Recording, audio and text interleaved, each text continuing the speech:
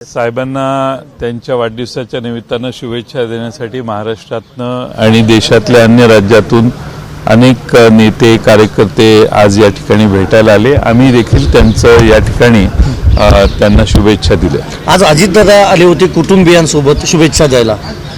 मी नव्हतो त्यावेळी, त्यामुळे मला माहीत नाही की कधी आले आणि काय। कुटुंबियांसोबत बैठक झाली सगळ्या खासदारांची। सुनील तटकरे, प्रफुल्ल पटेल आणि छगन भुजबळ हे देखील साहेब आले होते शुभेच्छा द्यायला। मला माहित नाही, मला कळलं ते येऊन गेलेच कळलं, पण मी त्यावेळी नव्हतो, मी उशीर आलो। आज तुम्ही सगळ्या खासदारांची होती की तुम्हाला वाटतं की राजकीय काही भेट असेल? वाढदिवस आहे, कौटुंबिकच असणार ना। आज तुम्ही सगळ्या खासदारांची बैठक घेतली। 4 आणि 5 तारखेला तुमची एक महत्त्वपूर्ण बैठक मुंबईमध्ये होती, त्याबद्दल सांगा। नाही, महाराष्ट्रातल्या विद्यार्थी, राष्ट्रवादी शरदचंद्र पवार पक्षाचे युवक, महिला यांना वेगवेगळ्या राज्यस्तराच्या ज्या कार्यकारिण्या आहेत त्यांना भेटणं आणि 5 तारखेला महाराष्ट्र राज्याची राष्ट्रवादी काँग्रेसचे कार्यकारिणी, महाराष्ट्राची प्रदेशची आणि जिल्हा अध्यक्ष आणि तालुका अध्यक्ष यांना निमंत्रित करून आम्ही सगळ्यांचं ऐकून घेणार आहोत। स्थानिक स्वराज्य संस्थांची ही तयारी म्हणायची राष्ट्रवादी काँग्रेसकडून। त्या चर्चेतनं कदाचित त्याच विषयाला प्राधान्य मिळू शकतं, पण कार्यकर्ते काय भूमिका मांडतात त्यावरती अवलंबून आहे। तुम्ही एका पक्षाचे प्रदेशाध्यक्ष आहात। एक देश एक निवडणूक कॅबिनेटनं त्याला मंजुरी दिलेली आहे, तुमची प्रतिक्रिया त्यावर? एक देश एक निवडणूक या घोषणा या अनेक दिवस चालू आहेत।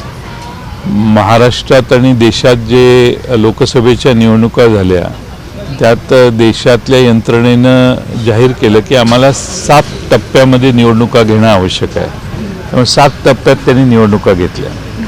महाराष्ट्रात मात्र एकाच दिवशी सर्व निवडणुका घेतल्या, त्यामुळे देशात एक देश एक निवडणूक ही कितपत निवडणूक आयोग आणि देशातली यंत्रणा हे पूर्ण करू शकेल याच्याबद्दल शंका आहे।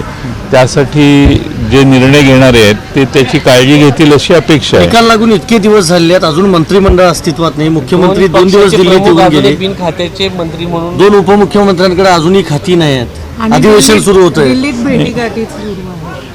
ते त्यांना मेजॉरिटी मिळालेली आहे, त्यांच्यात खाते वाटप आणि जागा वाटप म्हणजे कुणाला किती मंत्री द्यायचे याचे निर्णय घ्यायला वेळ लागतोय। त्यांना इतका वेळ लागण्याची आवश्यकता नाही, कारण निकाल लागून बरेच दिवस झाले, अजूनही वेळ लागतोय।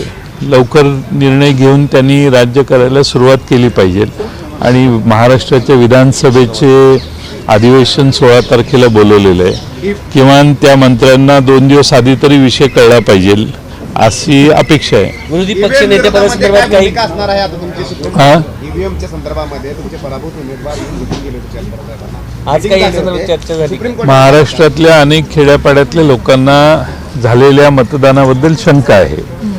त्याचा फटका ज्या उमेदवारांना बसला ते उमेदवार आपापल्या लोकांच्या भावना लक्षात घेऊन आणि गावच सांगत असतील की आम्ही तुम्हालाच मतदान केलं तर त्या ईव्हीएमचा माहिती घेण्याचा प्रयत्न ते करतात।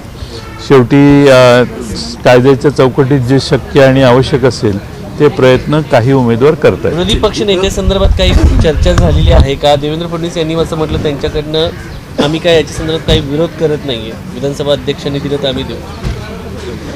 हा सरकारी पक्षांनी विधानसभा अध्यक्षांना मान्यता दिली की नेमायचं हरकत नाही तर विरोधी पक्षनेता निवडला जाईल, कारण संख्या आमची तशी अपुरी आहे। त्यामुळं सत्तारूढ पक्षाचा एकदा निर्णय झाला की आम्ही सर्व पक्ष एकत्रित बसून निर्णय घेऊ।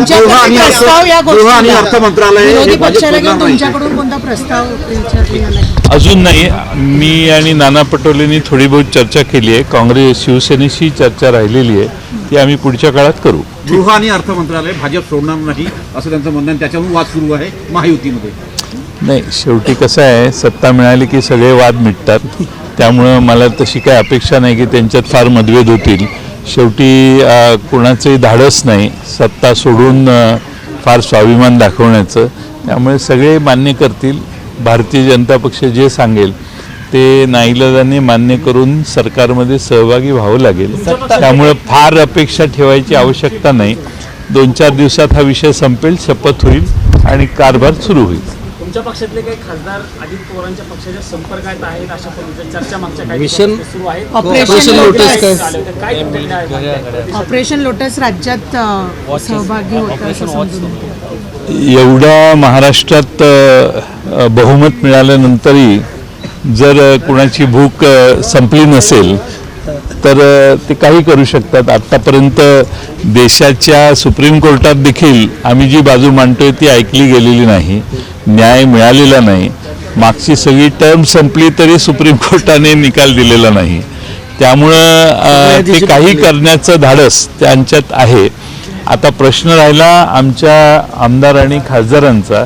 ते पूर्ण ताकदीने एकसंघ आहेत आणि मला खात्री आहे की आमचे 10च्या 10 आमदार, 8च्या 8 खासदार हे पवारसाहेबांच्या मागे एकसंघपणाने उभे आहेत. मराठवाडा असंतोष पाहायला मिळतोय.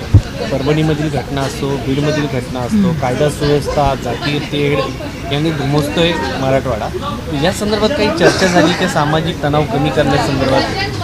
आमचे जे मराठवाड्यातलं जे सध्याचं जे चित्र आहे ते अतिशय गंभीर आहे आणि हे चित्र दुरुस्त झालं पाहिजे आणि सामाजिकदृष्ट्या मराठवाडा पूर्णपणाने शांत करण्याच्या दृष्टीने प्रयत्न झाले पाहिजेत असं मला वाटतं.